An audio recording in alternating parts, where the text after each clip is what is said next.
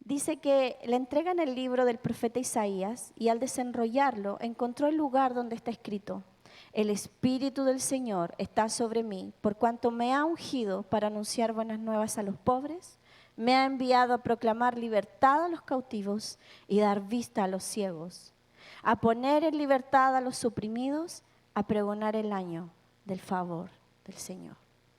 Y el año del favor del Señor significaba de que todas nuestras deudas quedaban canceladas.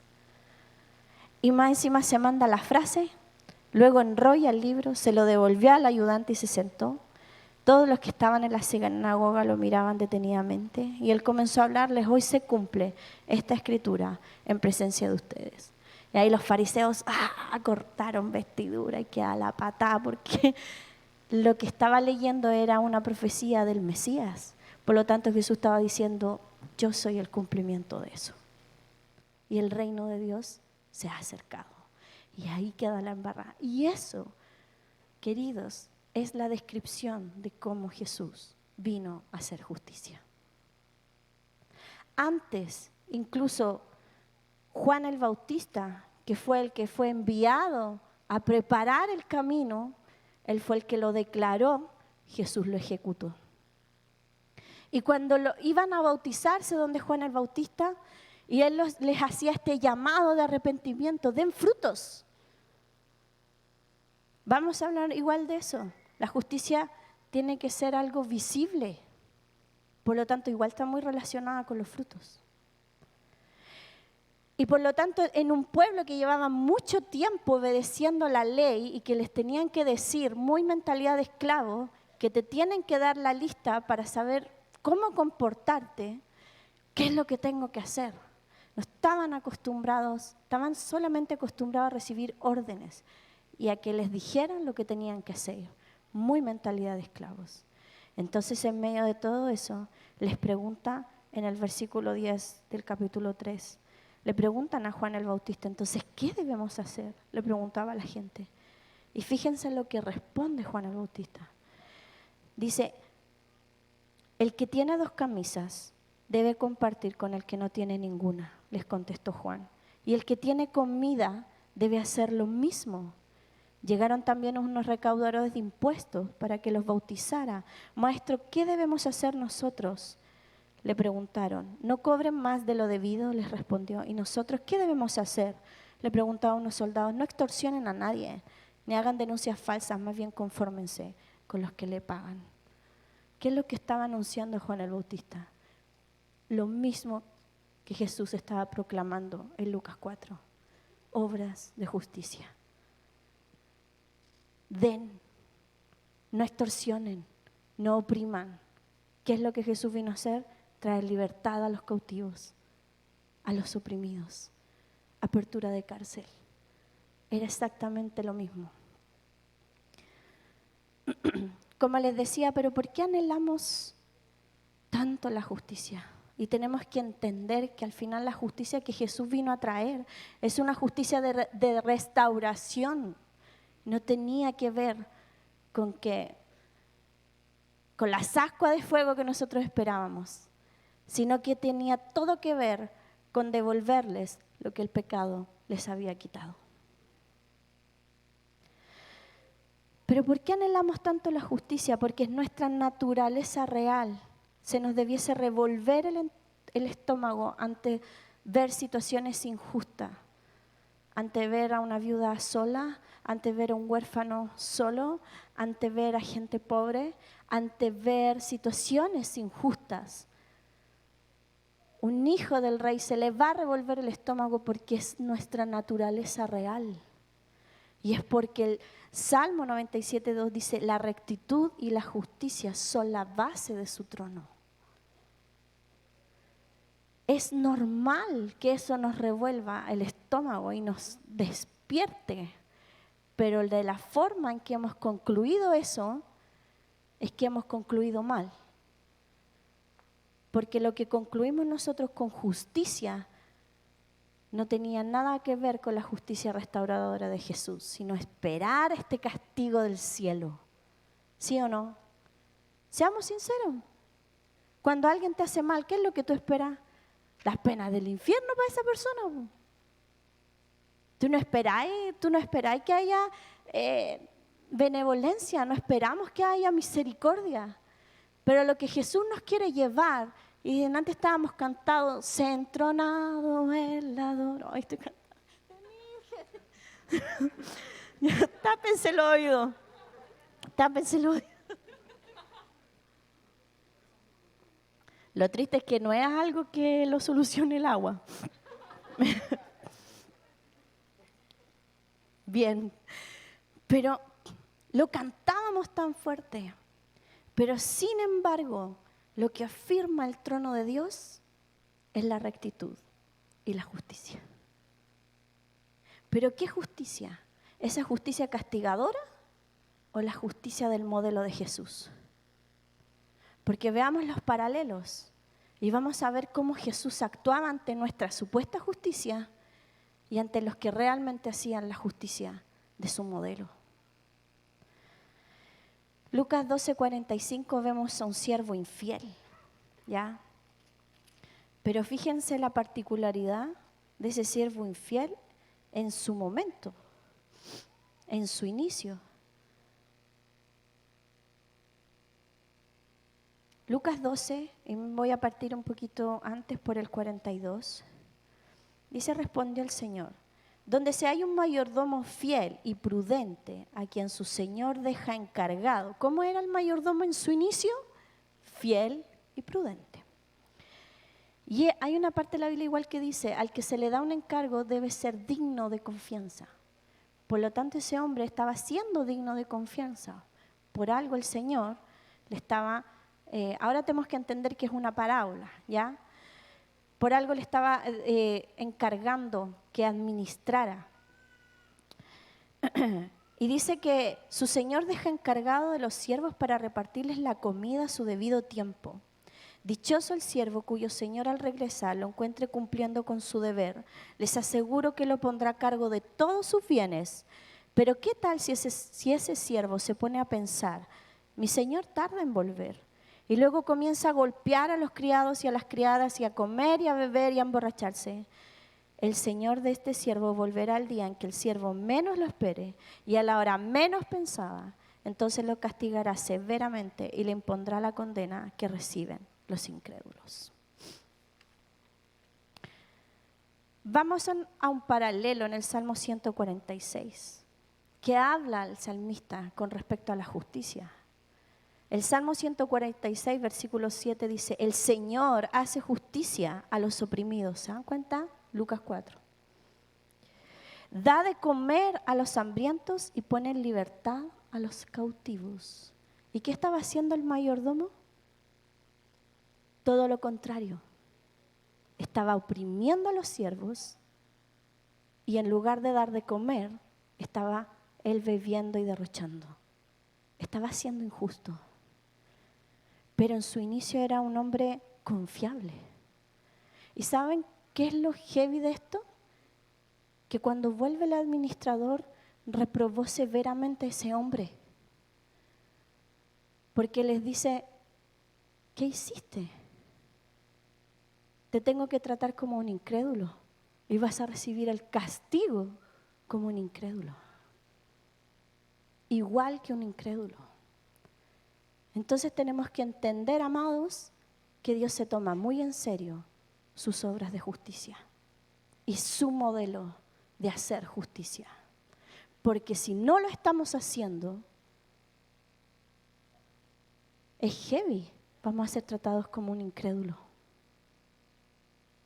Al quien en su inicio era un mayordomo fiel y confiable. Tan poquito incomodando.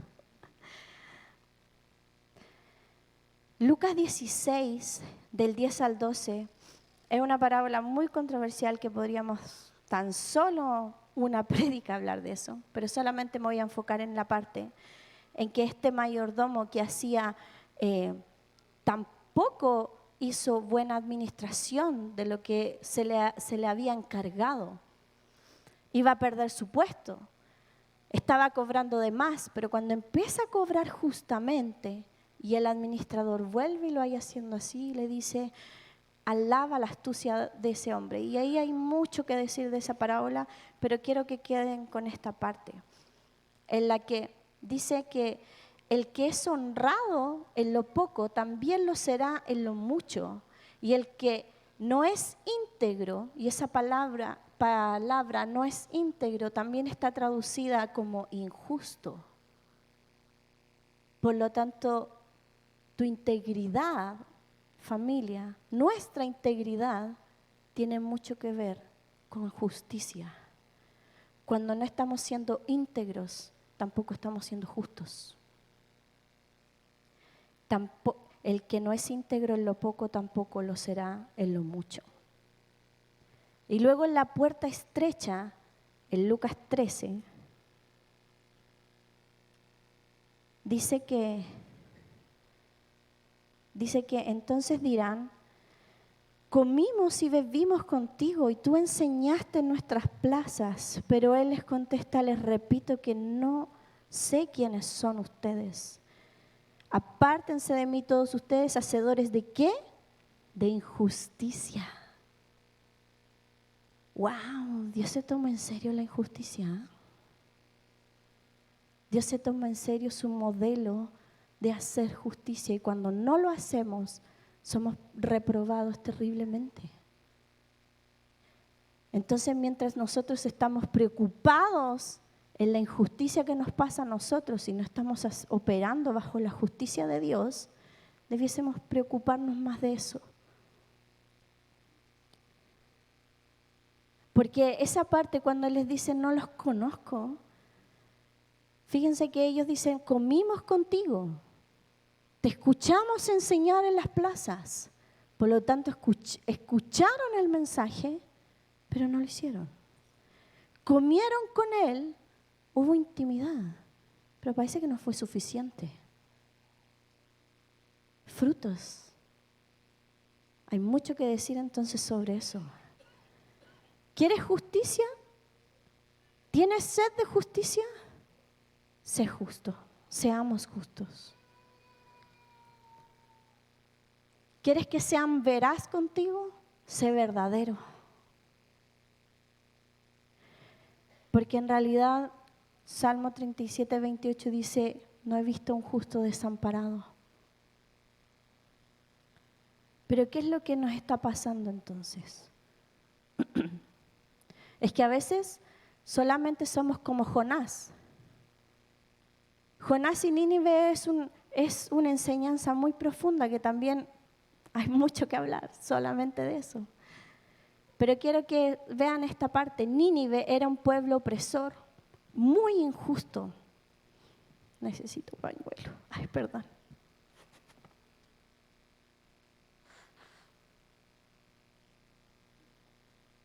Perdón. Nínive era un pueblo de un origen muy oscuro, ¿ya? Los que están ahí, pasaron por Panorama Bíblico, lo saben. Y era un pueblo opresor, que fue malo con el pueblo de Israel. Y Jonás, Dios le envía justamente a hablarle a su enemigo. Y Jonás arranca para otro lado. Finalmente, todos sabemos lo que pasa. Va a Tarsis, en lugar de Nínive. Tarsis siempre te va a costar más caro que ir a Nínive. Y siempre te va a costar algo más. Y cuando finalmente se decide ir y le entrega esa sentencia, digamos, que también hay mucho que decir ahí porque realmente era una sentencia o Dios estaba tratando de hacerlos llamar al arrepentimiento. Pero simplemente Jonás se quedó con esa parte de la justicia del castigo. Y Nínive se arrepiente. Y cuando su enemigo se arrepiente y ve que Dios tuvo benevolencia con ellos, Jonás se emputece realmente, se enfurece terriblemente. No puede ser, perdónenme, ¿para qué me invitan si saben cómo me pongo ya? Pero se le salen los moluscos del canasto, ¿ya? Entonces, Jonás dice, realmente prefiero morir Prefiero morir que ver a este que era mi enemigo ser bendecido. ¿Y cuánto no hemos visto en situaciones de injusticia? En que ese que te hizo mal, qué injusto hoy día el Día del Padre. Y hay algunos que no está su papá. Qué injusto, Señor. Hay tantos papitos corazones por ahí que podrían tener buenos hijos. Qué injusto.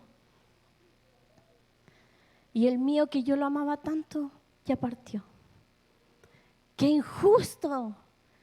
Soy la divorciada, soy la desechada.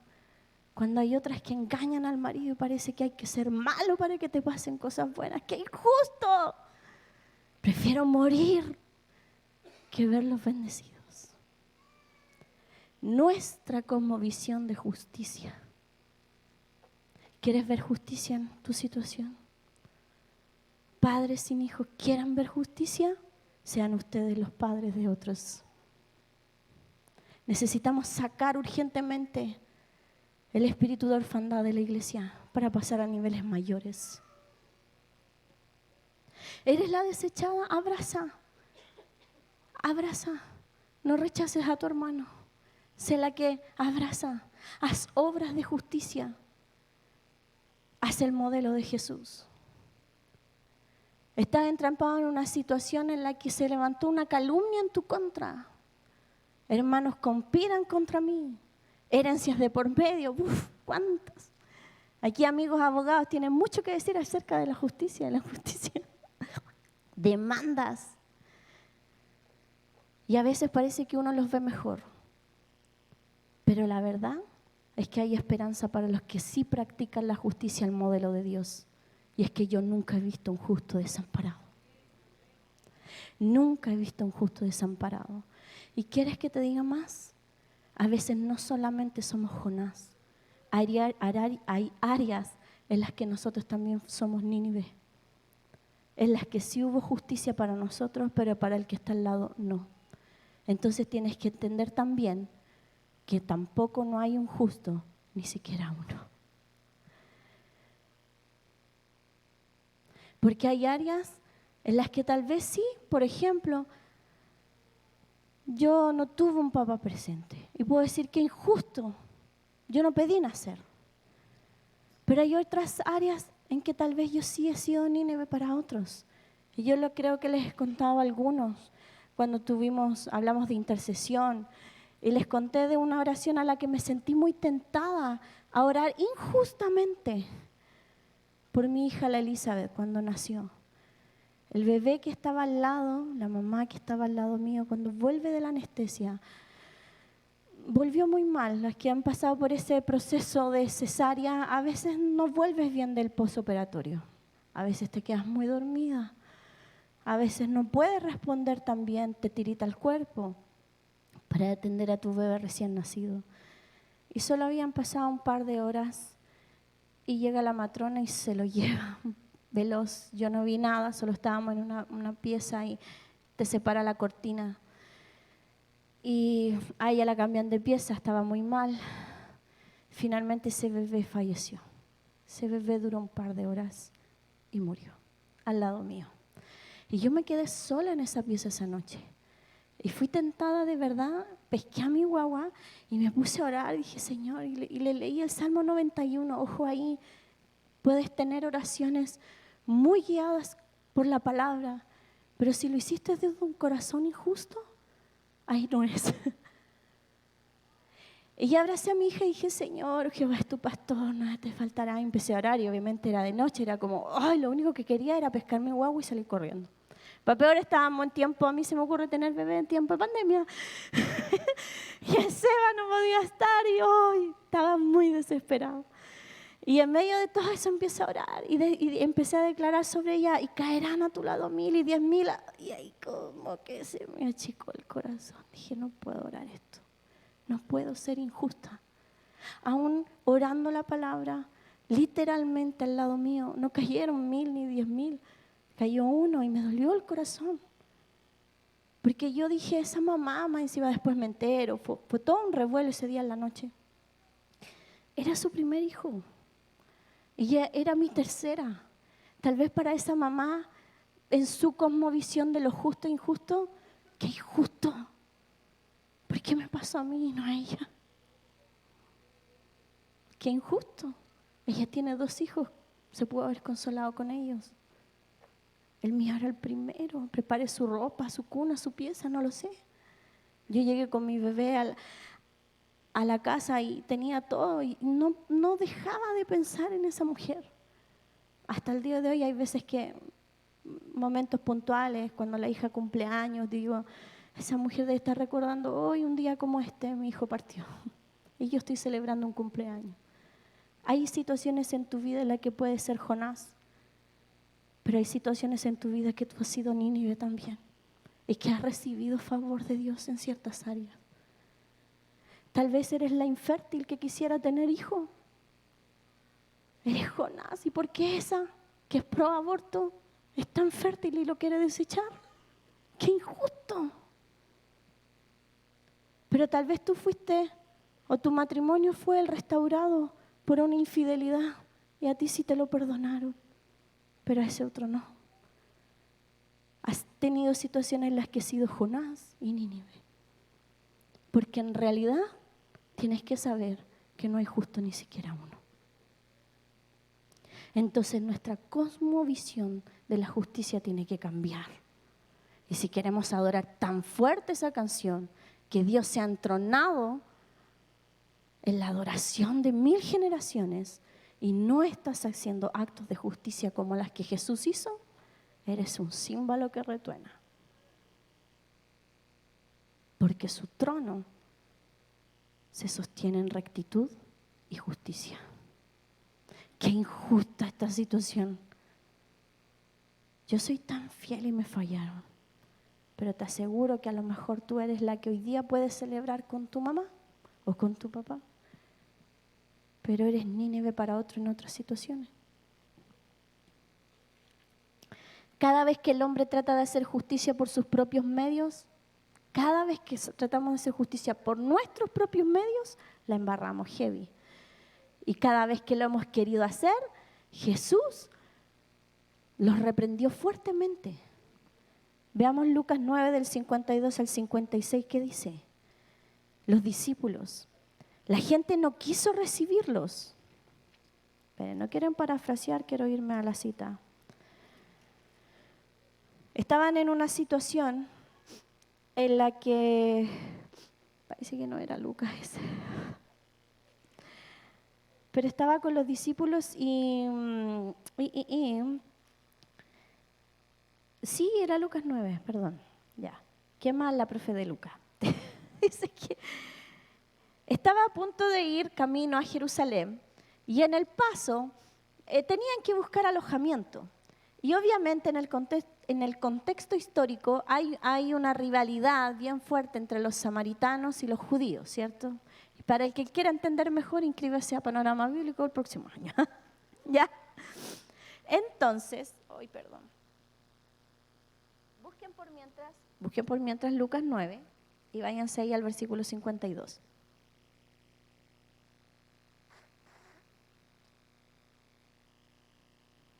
A mí se me ocurre enfermarme justo hoy. Bien. Entonces ellos iban de camino y dice, envió por delante mensajeros que entraron a un pueblo samaritano para prepararles alojamiento. Pero allí la gente no quiso recibirlo porque se dirigía a Jerusalén. ¿Qué es lo que está enseñándote el relato bíblico ahí? Es que en realidad no los querían recibir porque eran judíos. Cuando los discípulos Jacobo y Juan vieron esto, le preguntaron, Señor, ¿quieres que hagamos caer fuego del cielo para que los destruyas? ¿Y qué dice Jesús? Jesús se volvió a ellos y los reprendió. Luego siguieron la jornada a otra aldea. Y es que en realidad ellos ya habían probado lo que era caminar en poder, pero eran tontos. Todavía su carácter no había sido formado, todavía no entendían lo que significa operar en justicia. Entonces parece que la justicia tiene mucho que ver con nuestros frutos y nuestro carácter. Porque hasta ese momento eran hombres que se movieron en poder, pero muy faltos de carácter, que Jesús los reprende severamente. Mandémosle las ascuas de fuego, mire, ¿qué se creen? Hacer justicias por nuestros propios términos. Eso fue lo que pasó. Eso es lo que pasa cuando nosotros queremos traer justicia por nuestros propios medios. La embarramos. Y eso no es lo que vino a modelar Jesús. Pero aquí había un Zaqueo que sí entendió la justicia, un cobrador de impuestos. ¿Se acuerdan cuando Juan el Bautista les dice a los cobradores de impuestos, no extorsionen? Zaqueo, Lucas 19, del 7 al 9, dice así.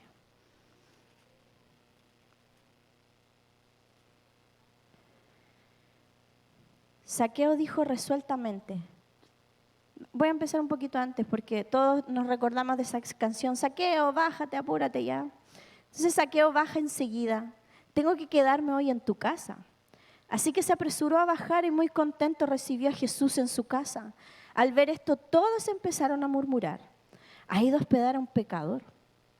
Pero Zaqueo dijo resueltamente, mira, Señor, ahora mismo voy a dar a los pobres la mitad de mis bienes. ¿Qué estaba haciendo? Lucas 4, obras de justicia. Y si en algo he defraudado a alguien, le devolveré 4 veces la cantidad que sea. Y mira lo que Jesús le dice. Hoy ha llegado la salvación a esta casa, le dijo Jesús. Sin duda, las obras, la salvación es por gracia y no tiene que ver con nuestras obras. Pero nuestra salvación debiese tener características observables. Se te debería notar, amigo, hermano, querido. No se nos debería notar. Es como cuando alguien anda enojado y le preguntan, ¿cómo estás? ¿Estás bien? Avísale a tu cara, porque no se te nota, amigo. Es lo mismo. No somos salvos por obras, pero sin duda si hemos probado la salvación, se nos debería notar. Debería tener características observables, porque por algo Jesús le dice, ¿qué es lo que le dice? Se nota, o sea, es lo que está diciendo, se nota que la salvación llegó a esta casa.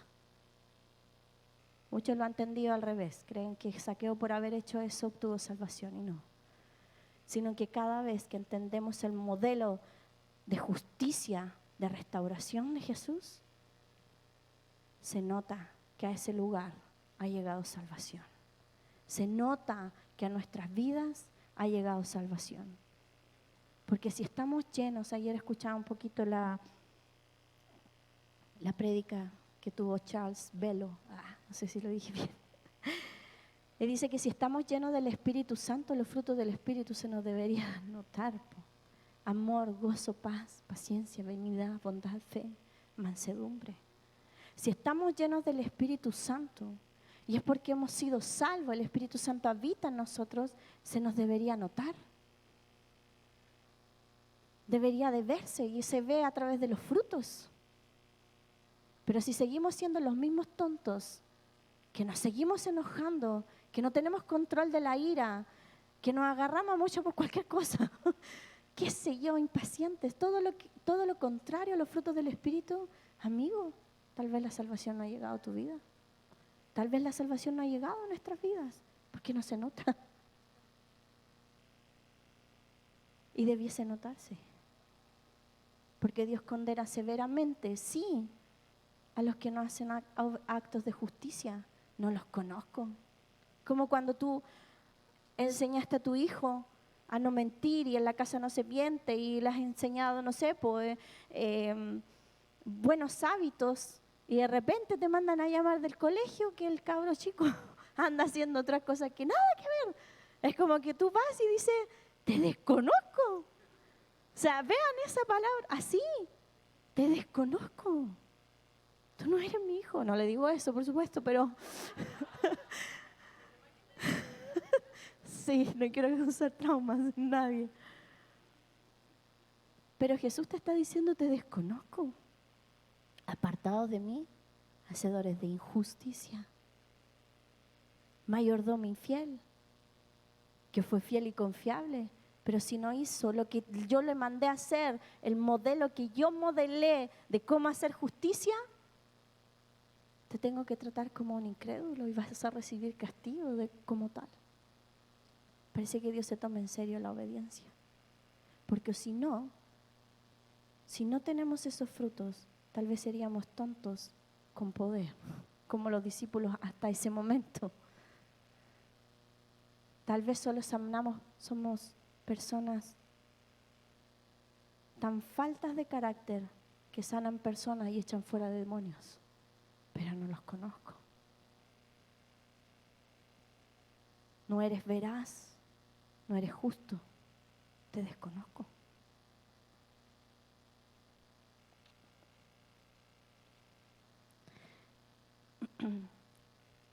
Entonces, ¿qué debo hacer? ¿Qué debo hacer? ¿Estás entrampado en una calumnia? Tú sé veraz, tú cuenta la verdad. Estás entrampado en una situación que está siendo... ¿Saben que hemos entendido tan mal este tema de la justicia? Y hay situaciones en nuestras vidas en las que somos como los exiliados. Ese Babilonia opresor que te mandó preso, qué injusto. Pero la verdad es que el pueblo hace rato que la venía embarrando. Pero pagaron justos por pecadores porque fueron todos para allá. Inclusive Daniel y Sadrach, Mesach y Abednego, que eran tan íntegros. Se les notó, ¿se dieron cuenta? No eran solamente justos, se les nota. Se nos debiese notar.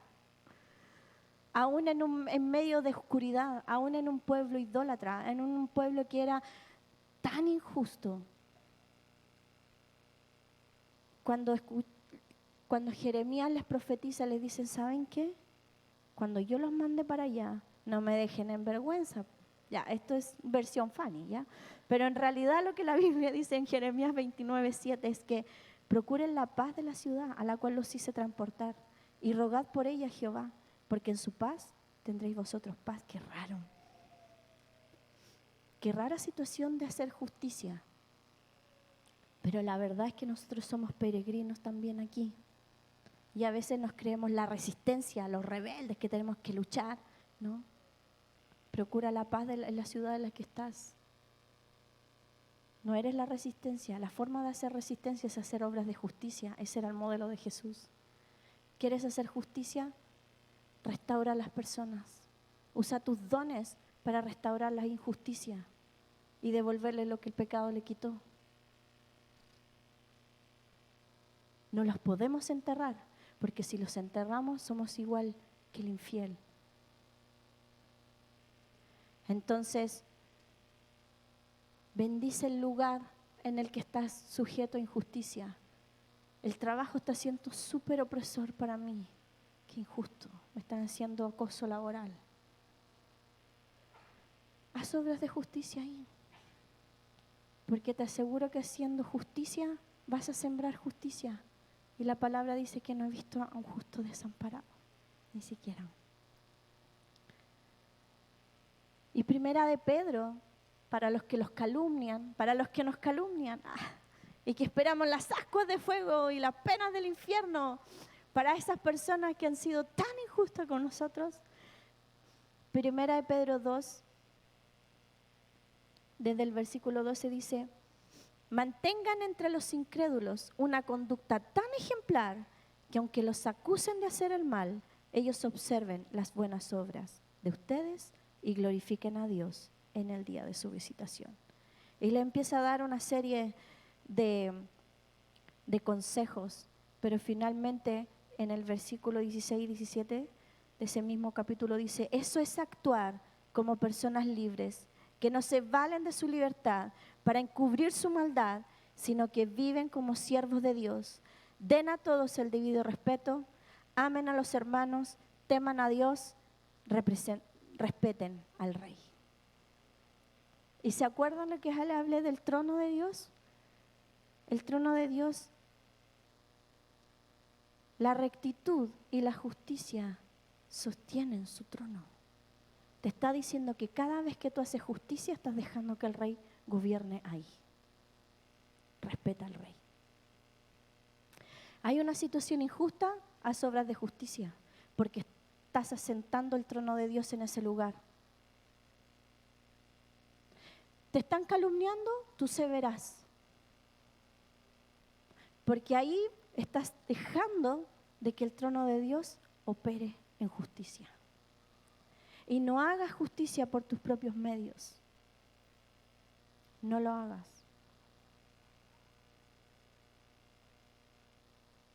Y finalmente quiero terminar leyéndole Miqueas. Miqueas 6:8 dice: Él te ha mostrado, oh mortal, lo que es bueno. ¿Y qué es lo que espera de ti el Señor? Practica la justicia, amar la misericordia y caminar humildemente ante tu Dios. Yo en esta hora quiero orar. Quiero orar por todos aquellos que tienen mi oración de principio de año hasta este momento. Ya cambió, Señor.